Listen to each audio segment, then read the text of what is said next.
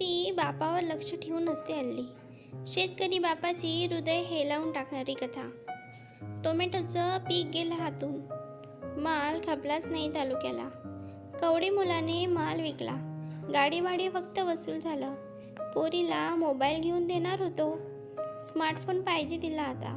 शाळा मास्तर मोबाईलवर शिकवणार आहे. एवढ्या कष्टाने पिकवलेला टोमॅटो लाल लाल टम, पण दलालाने दळ पाडून घेतला. मोबाईल न घेता रिकाम्या हाताने परतला तो.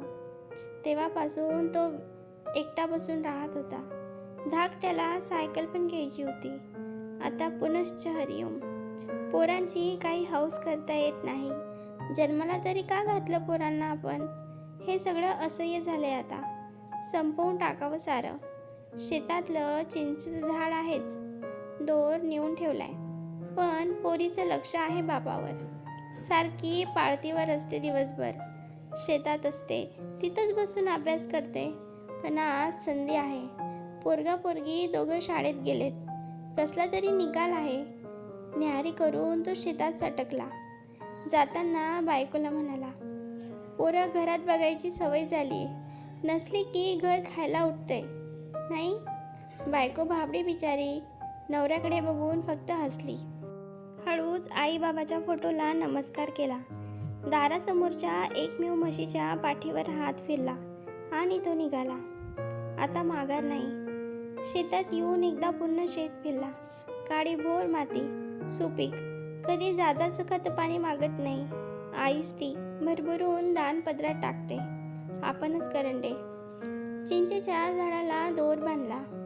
खोपटातली शिडी आणून खाली ठेवली आणि तो शिडीवर चढला. आता फक्त फास गळ्यात टाकायचा आणि शिडी पायाने ढकलायची. आप्पा आप्पा, अरेच्या! दोन्ही पोरांच्या हाका येत आहेत. पोरं लांबून पळत येताना दिसत आहेत. त्याने पटकन दोर सोडून घेतला. शिडी खोपटात नेऊन ठेवली. दोन्ही पोर धावत येऊन त्याला बिलगली. आप्पा आप्पा! ए, मी पहिले सांगणार. नाही पिंके, मी सांगणार. अर असा कालवा करू नका. काय झालंय ते तू सांग पिंके. आप्पा, दोघं बी परीक्षेत पहिले आलो गावात, स्कॉलरशिपच्या. दर महिन्याला स्कॉलरशिप येणार आता. पप्प्याला 4थीपासनं, मला 8वीपासनं. पिंकीच्या चेहऱ्यावर आनंद ओसंडत होता.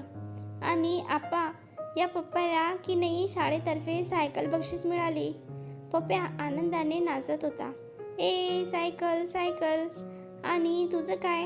आप्पा, मला शाळेकडून लॅपटॉपच मिळाला. आता मोबाईल नको मला, डायरेक्ट लॅपटॉपवर अभ्यास करणार. बापाच्या डोळ्यातनं झरझर पाणी वाहू लागलं. एक पीक वाया गेलं म्हणून मी जीव द्यायला निघालो होतो.